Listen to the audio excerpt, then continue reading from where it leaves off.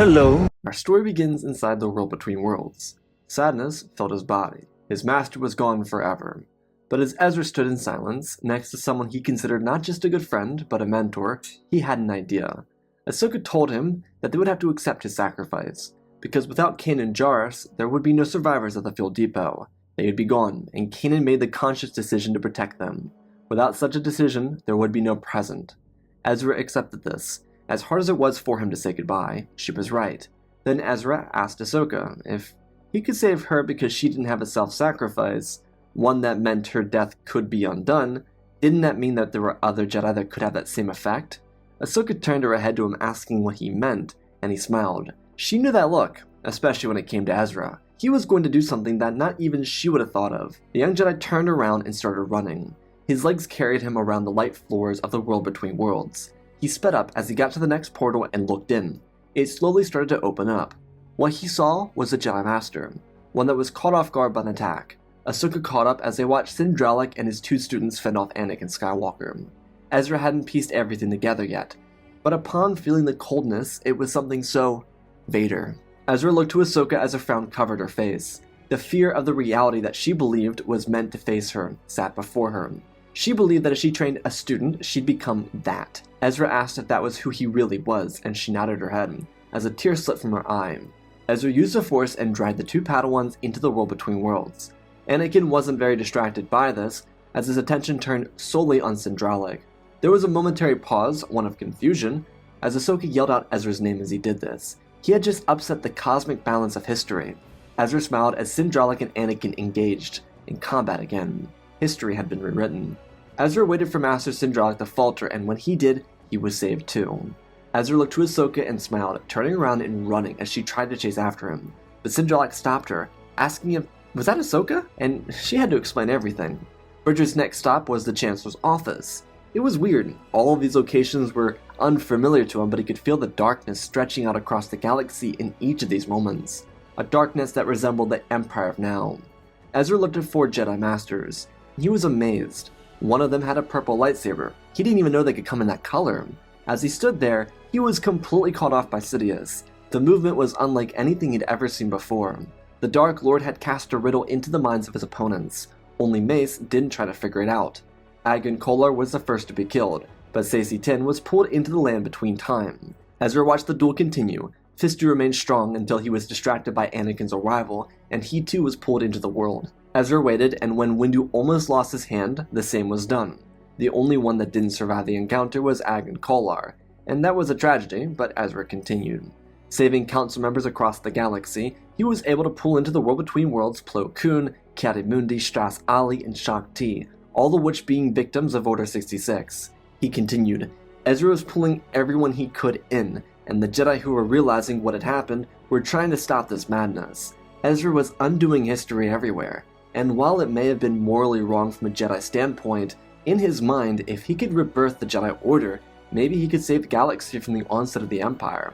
This was a full Jedi Order, one that had more than 100 members, and he continued. Some of the Jedi along the way ended up helping him out, especially when it came to the Purgins at the temple. History was completely rewritten. Not everyone survived, but Ezra was able to pull Padawans, younglings, knights, masters, temple guards, and archivists into the room. Some other Jedi were pulled in, ones that were killed by clones or heroes of the Fallen Republic like Ima-Gun Di. Other Jedi that were saved were the survivors of the Purge that fell victim to the Inquisitors like Nari. Due to Jedi cooperating with this, some of which being council members, the Jedi were able to round up a good percentage of the Jedi Order. An order of 10,000 was now an order of 9,500, which was significantly more than what remained at the time Ezra entered the world between worlds. Some of the Jedi saved were those killed by Vader. It was a continuous cycle, and the balance of everything had been completely undone. When Ezra came back around, he saw Mace Windu, Shaak Ti, Plo Koon, and Ki-Adi-Mundi. They were guided by Ahsoka over to the boy that did this. They expressed that he had made a mistake by doing this. It was the will of the Force that they should have been dead. However, they were grateful for his decision to save them. It would be here and now that they could return to the current state of the galaxy and help. They were given some basic information regarding the current status of the galaxy, and the council members gave out a few specific orders to their members. Sidious, on the other hand, while the Jedi were giving out orders to their vast order, was preparing for a ritual. Darth Sidious was the Dark Lord of the Sith, and he was waiting for his opportunity to make things the way he wanted them to be. For the last 18 or so years, he'd been waiting for the Jedi Order. His palace was filled to the brim with royal guards and magna guards that were repurposed for the return of the Jedi Order. Anakin and the 501st told him that the Jedi had disappeared during their siege. Palpatine came to see it for himself, before sending Anakin to Mustafar to do what he must. There were a couple confirmed kills for Anakin, but for the most part, he didn't see anyone. The entire Jedi Order just up and outed for no reason and without explanation. Sidious informed the public that the Jedi had been wiped out. They were behind the war and everything was pretty much the same. He heightened his security detail because he didn't know what kind of sorcery this was. It didn't make sense to him, honestly. He did everything within his power to try and understand it, but he couldn't. This brought him to the world between worlds and where he was right now. The Dark Lord of the Sith was preparing to open it up because he could feel that there were Jedi within it. A Sith wouldn't be able to access the world between worlds on their own. It required harmony and balance with the Force. And while Ezra had a past a little darker than most, his intentions were in the right spot. He shedded so much of his dark attributes in the year prior to this. But the main point was, Palpatine couldn't get in without the aid of a light side user. He planned on using whoever was within the world between worlds to become his beacon. If he could harvest the power of the light side user, or Jedi, then he could gain infinite access to the portal between time and space. He spoke in his ancient Sith dialect, speaking in what sounded like tongues, as he electrocuted his altar and it opened up a portal into the realm. Once it opened up, he smiled to himself and walked over to the edge of the portal so he could see in. As he got around, he wished he never opened it. The entire Jedi Council of the past was standing next to the young Ezra Bridger. The opening of the portal got their attention as Windu grabbed Ezra by the shoulder and pulled him back. The entire Jedi Council, minus the few that weren't saved or the two survivors of Obi-Wan and Yoda, turned their attention to Sidious. A beam of force power shot from their hands in one united movement and launched an unsuspecting Sidious off his feet and into his altar. It shot electricity and acid up his back as a stiff rock that held the altar together bruised the backside of his ribs. He used the force to close the portal as he stumbled to his feet and ran. On the other side, Mace released Ezra and told him to go. He had saved the Jedi Order, now they'd be back to save him. Mace smiled, sensing the familial bond but not understanding what it was. Little did he know that Ezra was 2 Jedi down the line of his Shatterpoint lineage. The Jedi quickly, in unison, filed out of the world between worlds, and despite the protection put into the Jedi Temple, no amount of royal guards or magna guards could protect them from the thousands of Jedi Temple guards, masters, and knights that were coming back. Within minutes of returning to the Fall, Ezra was whisked away with his found family, as there was a galactic shift in the Force. One so large that even the everyday person felt chills on their backs and hair raised on their arms. The galaxy had changed, and the Force was uplifted with a cosmic shift in the light. Obi-Wan woke from his sleep with a realization that something had greatly changed. Yoda and Master Qui-Gon conversed about these changes, and he understood what had happened. Inside the temple, chaos ensued. Luckily for Palpatine, he was inside of his lair at the works across the city. He still used it for dark rituals, while he resided inside the temple like a structure made for him in his glory. With the change in the Force, he could feel dozens of men get slaughtered inside the temple. There were Jedi deaths, but for the most part they were actually prepared. Windu, Fisto, and Saesee ran from the Emperor's office inside the executive building and quietly stole 3 large transports from the building, bringing them across the city to the temple so they could evacuate. By the time they did this, the Imperial Navy was informed, and they were sending TIE fighters down to the surface. But thanks to some pretty expert planning on their part, the Jedi were able to react by getting from the surface of the city and off-world to their undisclosed location. Other survivors of the Purge would have to find their way there. However, on Umbara there was a little problem. Vader was assisting with the suppression of a local population, again, and as he was doing it, he felt rage unlike ever before. He could feel the shift in the light, but the presence of someone he hated with a passion had returned. His initial reaction was Kenobi, but when he turned around, he saw something much different lurking in the forest. It was Pong Krell.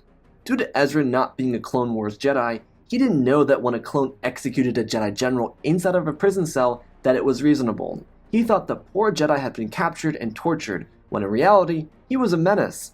Pong stood in the distance as Vader avoided the front lines and faced him. Krell demanded to know what happened, and Vader ignited his lightsaber, telling him that he was going to return him to the underworld. The massive Jedi's lightsabers ignited and he launched himself at Vader. Despite Krell having the obvious advantage due to 4 lightsaber blades and maneuverability, this was a mature Dark Lord of the Sith, one who had lost to Kenobi twice and wasn't going to let the man who tormented his clones have another victory. Vader blocked each of the strikes with finesse, stepping back and parrying, before cutting down a tree and using the Force to lob it into Krell and throw him backwards. The fallen Jedi slammed against the ground, before getting up and breaking the tree in two with the Force before launching both sides of it at Vader. The Dark Lord readied his lightsaber and sliced one down the middle, before bashing the other away from him. In a stiff spin move, he brought his blade around and blocked Krell with one hand, as the Jedi swung his other blade around. Vader caught his hand, twisting it as hard as he could, but even with all of his metal, Krell was very strong. Their duel became one of physicality and strength. Pong shoved back, demanding to know what he was, but he already knew. That moment of realization crossed his face and Vader played off of it, swinging down and destroying Krell's lightsaber before channeling the dark side and lifting the former Jedi Master off the ground with the Force. He tried to choke him, but it wasn't working. Krell threw his hands out and broke free from Vader's grip, throwing the Sith Lord across the forest. Vader tumbled before sliding on his metallic boots and stopping at the base of a tree. He grabbed his lightsaber and launched it to the right and out of view. Krell charged at him, not seeing the lightsaber. Vader threw waves of force at Pong, who tanked each of them, breaking past their power. He was slowed down, but he continued and lifted his lightsaber and swung down at Vader, who put his hands up and caught the blade of Krell in both hands. Pong used his other three hands to grab Vader's side and pull at his armor. Vader didn't buckle though. The monstrous Jedi tried to break everything on the Sith Lord, and as he got closer to opening up Vader's defenses, the sound of a lightsaber spinning through the trees caught his attention. Darth shoved forward with all of his strength, and Krell fell back before he was stabbed with Vader's lightsaber from the backside. His chest was filled with a red lightsaber. Vader walked around him as he fell to his knees, telling Pong that he was never going to amount to anything. Just another Jedi that thought he was more important than he really was. Vader pulled the lightsaber out of Krell's back and walked around the front and looked at the fallen Jedi, before dragging his blade down across his body and watching it fall to the ground. As Krell's body dropped, dozens of trees and plants that lined the forest trajectory of the lightsaber tumbled over. Vader stood over Krell for a moment, dreaming of this second for years, before turning around and marching back into combat with his stormtroopers. Palpatine on Coruscant ran to the Senate to inform the galaxy that the Jedi had returned. The Sith Lord had been anxiously waiting for the Jedi to return. He didn't exactly know what caused any of this up until a couple months back when he learned of the World Between Worlds. Palpatine had been trying to find a way for decades to try and stop the Jedi from actually returning, but now he couldn't. It was too late. While Palpatine was able to convince the Jedi of their attempt on his life and the defeat inside the temple, he wasn't exactly able to tell the Senate that they just vanished. The public, by the time Order 66 happened, resented the Jedi, but they still needed an explanation for everything that happened. Palpatine was able to play the attempt on my life card, which won over sympathetic members of the Senate and public. But the case for the Jedi was regarded as it normally would have been. They tried to take over the galaxy, but they were destroyed for betraying the trust of the Republic. Now Palpatine was going to have a bit of an issue. There was a confirmed attack of some sort at the former Jedi Temple, now labeled Imperial Palace, but Palpatine had to disclose that somehow magically some 10,000 Jedi that were gone managed to return. It's like he said to Anakin, the dark, well, it actually wasn't dark, but the Force is a pathway to many abilities some may consider to be unnatural, and with that, the Senate didn't know how to respond. They'd been hunting for Jedi for almost 2 full decades. They were gone, entirely destroyed. They hunted Force sensitives and erased the memory of the Jedi and the Force, and now somehow they returned? That didn't make sense, especially to the body of the Senate, and they were almost outraged at Palpatine's loss of cognitive thinking. Could he have lost his mind? There was no way for 100 Jedi to show up, let alone thousands. Palpatine's anxiety for the return of the Jedi definitely hurt him in the years leading up to this moment, and now it was finally actually here, and he didn't really know what to do. Was he supposed to inform the public like he did? It wasn't like he wasn't prepared. He was always prepared. It was more so the fact that when the Jedi returned to exactly where they were in time, he needed to come up with another plan to counter that, because he naturally assumed they just returned to Tython, which is why there was a secret Imperial fleet stationed over the planet. But nope, no need for that. All those resources have been wasted on pretty much nothing, especially with the Jedi retreating far into the unknown regions after appearing randomly anywhere and everywhere. Though their arrival would come with some complications. Being that thousands of other Jedi were in other locations around the galaxy, they were ferrying themselves to that planet. Ahsoka was one of the first Jedi to manage to get to the planet so she could explain everything that happened. There were some Jedi like Nari that knew what happened after Order 66, but he didn't live past the last 8.5 years. Ahsoka also informed Bail Organa, who could tell Yoda and Ben, because he was currently on his way with Leia to see the Jedi.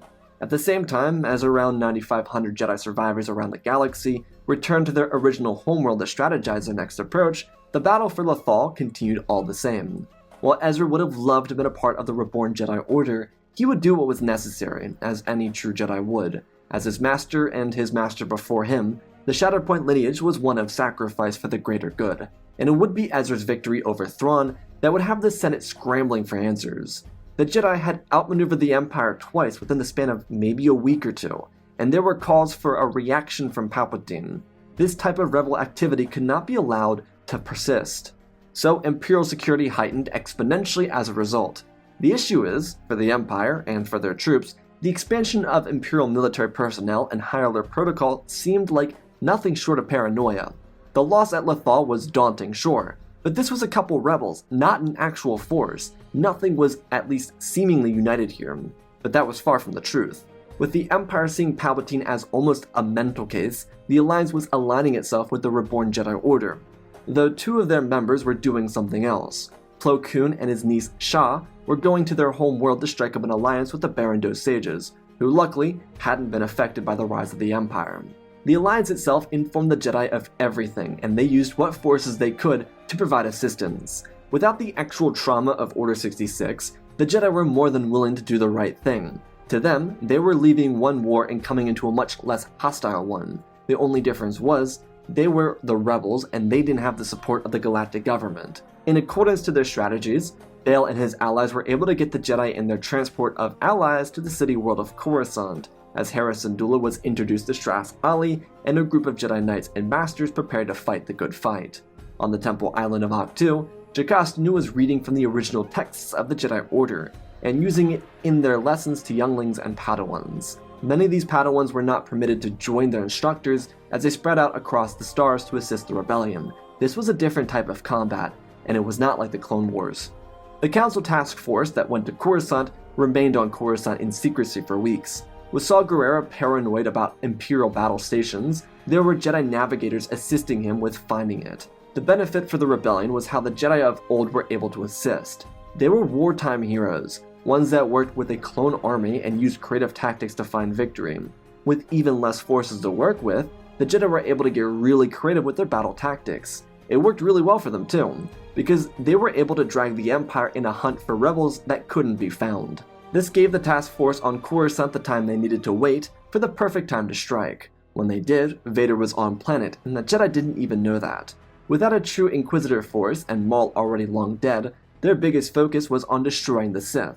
The Jedi with Mace were Ki-Adi-Mundi, Kit Fisto, Saesee Tiin, Plo Koon, Shaak Ti, and Coleman Kaj. Stras Ali was now with Saw Gerrera on their hunt for the Death Star. When the Jedi walked in, Vader and Sidious turned over. The sad thing for Vader was his excitement. He hadn't been able to kill many Jedi. He killed Master Infla and Eeth Koth, including a couple others like an Inquisitor that returned to the light in Seer, but he hadn't been able to do a whole lot of damage to the Jedi of old, so killing someone as skilled as Pong Krell was exciting for him. Now the entire Council of the Republic era was here for him and his master. Due to his anxieties revolving around this event, Palpatine had been training extensively, so he didn't just settle down when he won the Empire for himself, he kept with his intense regiment of work with the blade and the Force. Now he was here, igniting his lightsaber and facing down 7 Jedi Masters from the High Council of old. The Jedi responded with igniting their own blades, and Vader followed suit. All of them stood, waiting for the first individual to make a move. Palpatine tried the riddle trick again, but it didn't work. Despite the Imperial Palace being full of guards, the Jedi were able to sneak into the throne room, so they didn't have to worry about any guards unless Palpatine got a little spooked. The battle started with Mace and Palpatine lunging at each other. Fisto engaged Vader with the other Jedi filling in behind them. It became a game of pass the torch. Vader had already shown his abilities against Krell. He was patient and skilled. He was simply dodging and blocking where he needed to, before blasting Coleman Cash from his feet. His lightsaber skills were matured and prepared for this. Sidious blocked strikes from Mundi and Plo as he beat them back and tried to keep himself sane against Mace. It felt impossible for him though. The Jedi Master knew his every move, and the Master of Shatterpoint was able to abuse the fight against the Sith Lord. Palpatine was able to keep Mundi and Plo away from him as Saesee sped in, this time not killed immediately as he countered Sidious. Vader, on the other hand, despite his range of motion, was able to maintain control over his fight. He headbutted Fisto and blocked a strike from Shaak Ti, before gripping Coleman's neck and crushing it. Just as he did, Fisto grabbed Coleman's lightsaber before it hit the ground and spun forward, smashing Vader's blade backwards and forcing it from his hands. The Dark Lord shoved his hands forward with rage, and the two Jedi were flung from the ground as it riddled with tiles being destroyed. Vader grabbed his blade and turned towards the other two masters again. Shaak Ti and Fisto got to their feet, going for a high and low attack, which Vader was barely able to defend himself from. As this was happening, the Jedi Special Reinforcements were funneling into the room under the lead of Shah Kun. Sidious could sense a rift in the Force, but he was unsure what it was. He ducked under Mundi, slicing Sacy's hand off and blocking a strike from Windu. With 4 Jedi Masters actually prepared for the fight, each of which being some of the best duelists the Order had to offer, it was impossible for them to really gain an upper hand. Sacy fell back, grabbing his lightsaber with his non-dominant hand and preparing for combat as he was stabbed in the back with a pike. Mundi nodded to Plo, who broke free from the fight with Sidious to start cutting down the royal guards. Plo was quick as he did this, using the Force to keep them away from the arrival of their reinforcements. Similar in fashion to their fight nearly 19 years before, Mace used Shatterpoint to swiftly take any and all of Palpatine's advantage away from him. With Master Duelist Mundi by his side, they were able to cut through the Sith Lord. Mace wasn't going to give Sidious another chance to surrender. This time it was personal, especially knowing that the Sith could control the entire galaxy. There'd be no place for that here anymore. Mace's blade was driven into Sidious's chest, and the Dark Lord wore a shock on his face, in disbelief that he lost once again. He attempted to transfer out of his body, but before he could do that, he was cut in half by Mundi. Some would say there are more terrifying things than death, and Palpatine would face it, spending an eternity in the between, a place that wasn't life or afterlife, just like his good friend the Grand Inquisitor. With Sidious dropping to the ground, Fisto and Shaak Ti were able to slip around Vader and use the Force to spread him out, forcing his blade from his hands. As he tried to defend himself, a group of Doran individuals led by Shah Kun escaped the entrance they arrived in. Vader was confused. They were all wearing robes of some sort, and Shah raised her hands. Mundi and Mace moved to Plo's position, and freed him up as he joined his niece's side and raised his hand as well. Behind them were the Barando Sages, a legendary group of Force users known for protecting their people, and in unison, speaking in their native dialect, they raised their hands. With Plo, Shah, and the rest of the sages using the Force, Vader felt a rapid change. The other Jedi were keeping him pinned to the ground with the Force. He cried out, but not in pain, in fear. Vader's ability to use the Force was being stolen from him, and he could see streaks of light fade from his body. As it did, he fell to his knees and could no longer walk. His abilities were slipping out of him, and the Barando Sages finished their work. They realized that the man on the inside could only be kept together by the Force. Without the Force, there would be no walking, no moving, and the only thing he could really do was breathe. As the Jedi tried to make a move on Vader, more guards came in, and so they, in a fighting retreat, abandoned the Jedi Temple. Vader without the Force wouldn't survive the medical procedure meant to keep him alive afterwards. Despite the Empire losing its leaders, it didn't change their resolve. With the Imperial Senate in control, the war machine of the Empire would remain pressed on the rebels. But the Jedi had age-old connections. Similar to Plo's with the Barando Sages, they gave them the ability to trust the Alliance. The Jedi did have to explain what happened to them when they went to their old allies, and while it didn't make sense to most, many of them didn't care. They had allies, and now they had the Jedi. Hope could return. Before the Jedi could find the Death Star, they had some allies return to them. With the help of Bail Organa and Yoda, they were able to get Luke and Leia to meet each other on Ahch-To. Of course, for the Council of Old, they were shocked to see the transformation of Obi-Wan into Ben and Yoda into Dagobah Frog. But they had a sense of unity.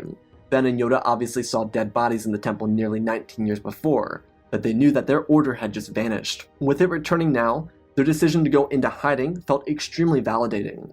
While Yoda wouldn't take up the mantle of Grandmaster again, being too old to do so, he would resort to teaching on the Temple Island. Luke and Leia would also begin their Force training as they would accompany their new Jedi instructors as they began going out into the galaxy on behalf of the rebellion. Ben and Yoda knew that the Skywalker twins would be like their father, and even more than that, their emotional connections would create a challenging transformation for them. But it was agreed upon by the Council that they would approach these twins differently. With Hera Syndulla as a piece of the rebellion, she would also tell some of these Jedi Masters what worked for Kanan and Ezra. Stras Ali and Saul Gerrera, after weeks of searching, were able to find the Death Star over the world of Scarif. It was finishing up its final touches, and the dish on the exterior was preparing to be placed onto the side of it. While Saul wanted to destroy it, and the Jedi saw that with reason they could, they had another idea. At this point, Saw was fully consumed by the war he had with the Empire. He was filled with so much rage and vengeance that he only wanted to destroy, which was fair. The Empire took everything from him. But the Jedi had other ideas. If they used the task force to get aboard the weapon, then once the dish was on it, they could take complete control over it. With an alliance meeting on Yavin, the rebels, Jedi, and new allies were able to come up with a plan of attack. It would be an assault larger than the one on Geonosis for the Jedi. They'd bring a task force of 2,000 Jedi Masters and Knights for the initial attack, while another 1,000 would be brought in as a reserve group. With about 9,500 Jedi to work with, this was risking 1/3 of their entire order on a mission, but in their minds, it was the only path to go. Sidious and Vader were gone, and the Empire was still strong, especially with Senate leadership. The best way to counter such strength was by capturing a weapon built for evil and using it for good. The Jedi prepared for their attack on the Death Star by raiding 2 Imperial light cruisers and then dividing their squads up. The first group was led by Mace Windu, the second led by Ki-Adi-Mundi. Windu's task force of 2,000 Jedi as well as 1,300 rebels moved in on the Death Star. The facility by this point was fully operational, with the disk being added on. The facility itself was operating with a full crew, and even more than that, Grand Moff Tarkin was heading the operation. The Jedi moved in through the lower levels of the facility. Rebel units were being watched over. Plo and Fisto were assigned to babysit that group of rebels, to make sure they didn't detonate the station while they were still inside. Saw's short-term goals were always in alignment. It was long-term reaction to such goals that were his biggest issues. He didn't have the foresight to lead a long-standing rebel movement, just one that was really effective at creating tension for the Empire. Due to the quickness of the rebels, they were able to incapacitate entire floors of stormtroopers. This went a number of ways. It could be trapping troopers in the detention-level prisons, flooding entire barracks, which was a bit cruel, and a number of other tactics to knock troopers out and disable their communications. Mace's special unit charged the command station. With him was the remaining members of Ghost Squad, including Rex, Wolf, and Kallus. These freedom fighters were going to take command over the superstructure. When they got to the main control room of the Death Star, they stunned whoever they could, while also killing whoever tried to resist. Tarkin was captured almost immediately, with Kallus breaking his nose. Quickly, they sealed the room and created diversions so that the second unit of rebels could get aboard and secure the necessary locations to win the skirmish. Mundy's group was waiting for a readout of the Death Star, which they received after Mace captured the command deck. With the Death Star quietly losing control to the rebels, Mundy's group of 1,000 Jedi and 2,200 rebels moved in. This was the most of everything the Alliance could scrounge up, an entire task force of rebels that could fundamentally offset the balance of the galaxy. As the Death Star started to lose control, Imperial warships stationed to protect the weapon called over to ask where Tarkin was, or what their maneuvers were. This was especially because the Death Star was meant to be heading to Jeddah, rather than just remain over Scarif. Everything had been completed thus far, it was just time to test it. Unironically, it was Krennic's impatience who forced the Empire to learn that the weapon had been turned against them. Thanks to clone and rebel technicians, the rebels were able to get the weapon systems online and turn all the frontal turbo lasers on and begin opening fire. At the same time, they figured out how to fire a single reactor ignition, both of these leading to the almost imminent destruction of the Imperial fleet over Scarif. Despite the thousands upon thousands of troopers inside the Death Star, the rebels managed to seal them off from the main chambers. Not to mention, stormtroopers weren't clones, and with intelligent strategies, many troopers were killed in the chasms of the Death Star. The biggest killer for stormtroopers within the weapon wasn't blaster fire, lightsabers, or block shots. It was literal fall damage. The Jedi used the Force to lump them up in bison runs and force them to their death. Not everything was like that, especially once they gained control over the main control room. Some troopers were sucked into space, others were stuck on entire floors of the station that were flooded out, and then ejected in space. Some were crushed in trash compactors. The luckiest troopers were spared in the detention area. With victory over most of the Death Star, the super ship was relocated to the Tanalorr system, where they would send a broadcast out to the galaxy, one informing the people of what the Imperial war machine built. The tragedy is, aside from Mon Mothma, Bail Organa, and the other rebel sympathizers, most of the Senate couldn't care less. The citizens cared immensely, but the people who benefited the most off of Imperial rule couldn't be less fazed by this. So the Jedi and the rebels had to make this weapon as unavailable to the Empire as possible. They kept it in hiding, with a small task force of highly trusted rebels under the command of Zeb, Kallus, Rex, and Wolf, who would maintain the facilities as best as they could, keeping the station away from Imperial territory and avoiding heavily civilized systems, just so they wouldn't scare the population to death. Thanks to the revelation of the power behind this weapon, the public was split. Most of the public was unnerved. They believed in two alternatives. The rebels did something kind by stealing the Death Star and keeping the galaxy safe, or the Empire built it to protect them and the rebels would attack the Empire. But despite the fear of the second option being true, for the months that followed, those fears washed away. The Jedi remained steadfast, and despite transforming as much of the weapon as they could into a more peaceful device, they couldn't really do anything about the weapons. They still needed to be functional in case pirates found it or the Empire found it. There were raids from pirates from the Outer Rim, but they were swiftly dealt with anyways. The war with the Empire continued all the same. The biggest change was what the Jedi brought. The Death Star, without targeting and destroying Alderaan, would have negative effects on the Alliance, but in a good way, because the Jedi made Palpatine look like a mental case. People could stand behind the Jedi. While there was less support for the Alliance, the support for the Jedi was much stronger. Their longtime connections and allies brought forth a rebel task force much larger than anything the rebels had seen, and because the Jedi were returning as Knights of the Old Republic, they were able to convince the people to join their cause. The rebels also stationed Admiral Raddus outside the Death Star, so with a legitimate rebel fleet, more systems and more people were willing to contribute, because it was no longer just a helpless cause, it was a united force.